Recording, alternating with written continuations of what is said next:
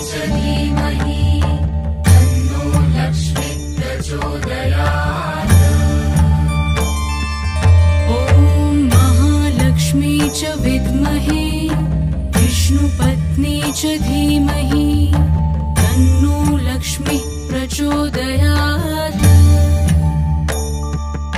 ॐ महालक्ष्मी च विद्महे विष्णुपत्नी च धीमहि तन्नो लक्ष्मी प्रचोदयात्। ॐ महालक्ष्मी च विद्महे विष्णुपत्नी च धीमहि तन्नो लक्ष्मी प्रचोदयात्।